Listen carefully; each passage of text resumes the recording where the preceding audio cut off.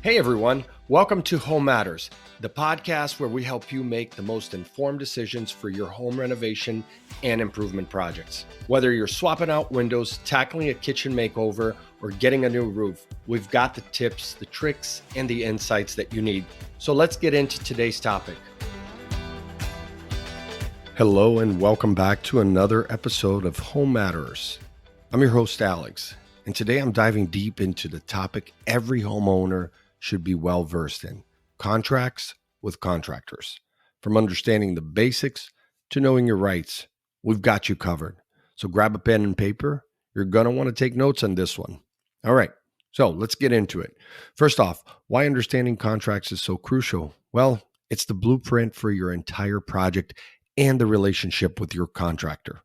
Without a good contract, you're setting yourself up for potential misunderstanding and the financial pitfalls. There are things that can really go wrong, and if you don't have a good contract in place, guess what? You're going to be SOL. And in addition, a worst case scenario is that the contract actually favors the contractor. And in that case, it can really hurt you bad financially. All right, so the basics of the agreement. Let's start with that. Your contract should include clear terms, the project scope of work, right? And your expectations. Ensure that both parties are on the same page. I mean, you're talking about the items, so that is the material, the brand of the material, what kind of warranties they come with, when will they be delivered, and then we're talking about the labor. When it comes to the labor, if you have different trades working in your home, you want to know that the tradesmen are actually technical people who are trained and certified to actually install those different materials for the different jobs they're doing in your home. Really important there. All right. So make sure that you're both on the same page when it comes to that. And the timeline is super, super important. You can't just take verbal agreements and say, okay, this project's going to get done in 3 to 4 weeks. And at the end of the day, when it's not done in 3 or 4 weeks, you're going to say, well, but you told me. Well, if it's not in the contract and it's open-ended, guess what? You don't have a leg to stand on. So let's talk about what you should look for. You really want to read carefully and look for red flags like vague descriptions or unclear pricing. This is a big one, the unclear pricing. You don't want to skim over it, because what will happen is, specifically when it comes to change of orders, if there are any changes to the project, how will these be handled? Will these be charged as extras? Guess what? Some contracts will tell you there that even in the event that you change one thing, I'm talking even the placement of the installation of something, or the change, the color of the paint, or the direction of the flooring. I mean, there's lots of different things that can change. There are clauses there that will say you will be charged extra. Perhaps they need to send a different crew to do the work. And this applies for everything interior and exterior of the home. And make sure you have drawings. Having drawings really helps put the wording, the text, with the visual as well. So let's talk about subcontractors. Will your contractor use subcontractors? Make sure this is outlined, including who's responsible for their payments and work quality. What I've seen happen in the past is that a contractor will use subcontractors and not pay them. So if the contractor is not a is a dirty guy who is not paying his subs, guess what? At the end of the job, that subcontractor who did the work in your home could actually put a lien in your home. Now, this varies from state to state, but I can tell you horror stories where a subcontractor held a homeowner liable for non-payment and the contractor disappeared. So hopefully, to begin with, you're choosing a contractor that is reputable and been in your area for a long time, and you have done a search. Do a search in your county and see if that contractor or its subcontractors have ever gone to court.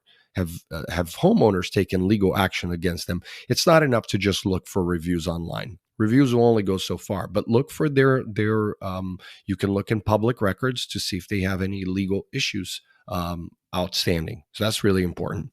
Now, arbitration versus court.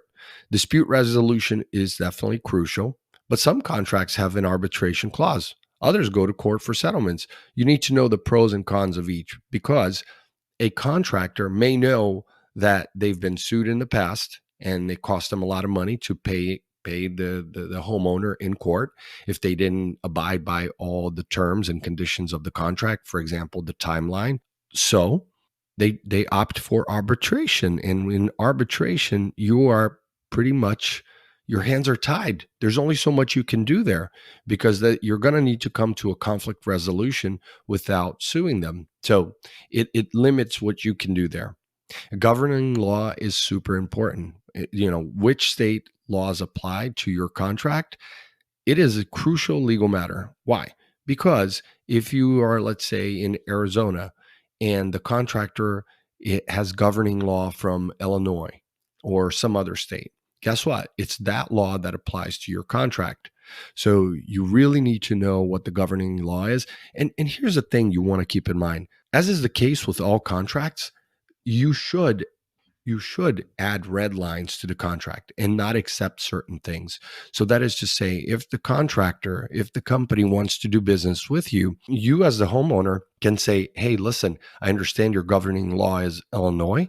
However, I'm living and you're doing the work here in Arizona. Guess what? I need you to change the governing law to Arizona, or you do it where it's mutual. So that is to say, if you were to sue the contractor, you would sue them in Arizona. And if they were to sue you for breach of contract, they would sue you in Illinois. So it's a mutual thing, right? You're indemnifying each other in that sense, which is also another clause. Now, warranty on labor and material. Make sure that these are clear terms about warranties on both labor and material, because you don't want to have any unpleasant surprises. And typically you have this with labor. So they install anything, could be your roofing, your windows, your flooring, paint, bricks on your driveway, whatever the case is. And a year goes by. And after a year, you begin to have issues. And then you want to fix those issues. But guess what?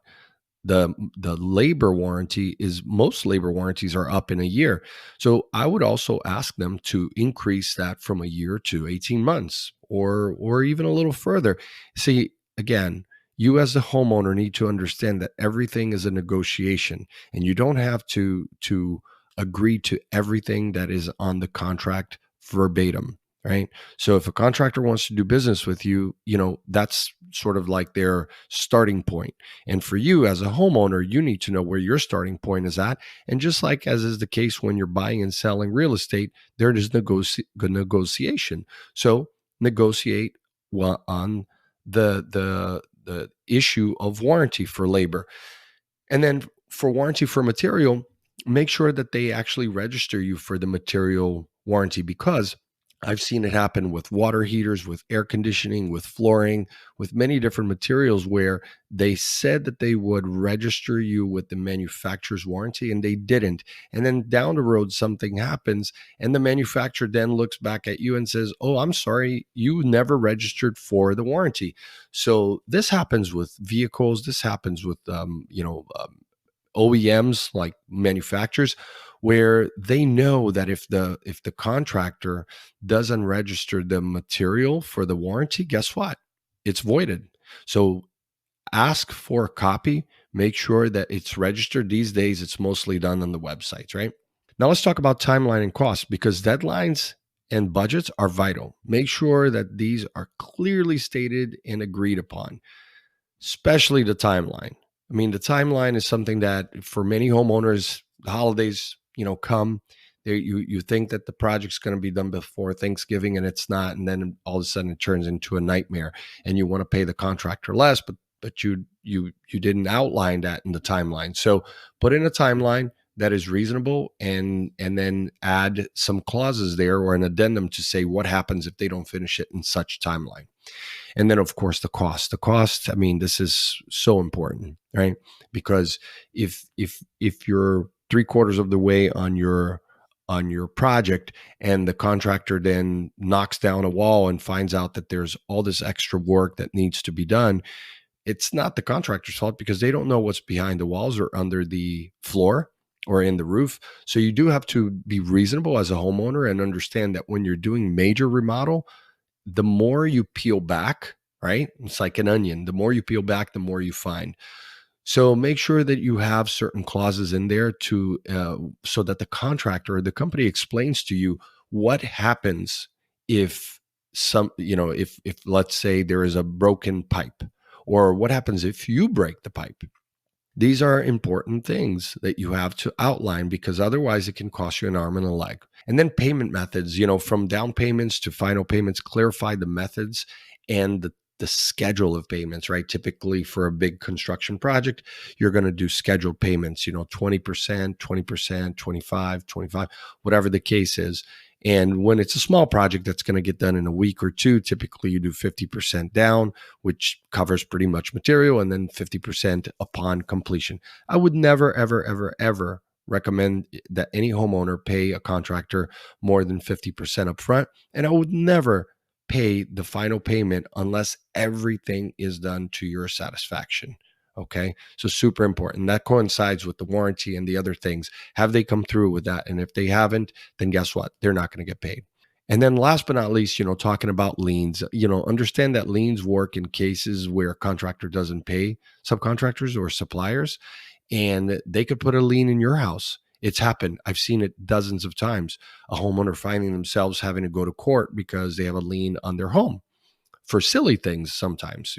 So really understand the lien. And also, you may want to have them sign a lien waiver form. A lien waiver form just basically says they can't put a lien in your house no matter what. All right. So as far as resources for this episode, we've got the website, localcontractor.co. We've got a lot of blogs, a lot of resources there, legaladvice.com, contractorboard.org, the BBB, Better Business Bureau, and the American Bar Association for legal templates and advice. So those are all like the free different resources. We covered a lot today, but trust me, a well-understood contract can save you a lot of hassle down the line.